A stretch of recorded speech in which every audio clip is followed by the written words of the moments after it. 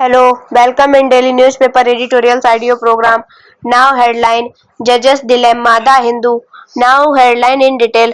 Judges Dilemma The Hindu. Accountability and independence ought to be equally important for judges. The Lokpal's ruling that High Court judges are unable to its jurisdiction and the Supreme Court order staying on its own motion raise more than a mere question of law.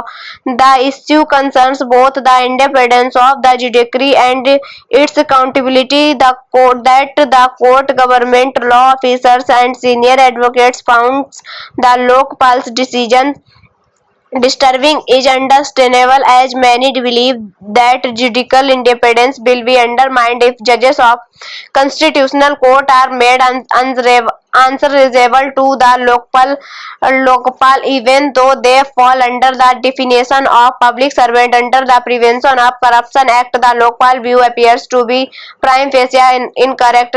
There is nothing to suggest that superior court judges were ever considered to be under its remit. Last month, the Lokpal, headed by former Supreme Court Justice A.M. Khanwilkar, rejected a corruption complaint against a former Chief Justice of India (CJI) on the ground that the Lokpal Act 2013 did not confer apex court judges and that its reference to persons who are members of any body or authority created by an act of parliament cannot be applied to the Supreme Court, an institution is established by the Constitution. However, in respect of High Court judges, it said High Court established by status creating the respected status were statutory bodies that their judges were persons within the meaning of Section 40 of the Lokpal Act. The independence of the judiciary was the foremost consideration when the court held in K.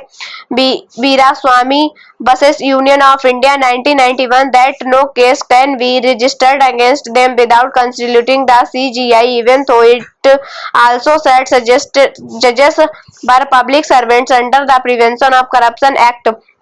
Based on this principle, Lokpal had referred the complaint to the CJI.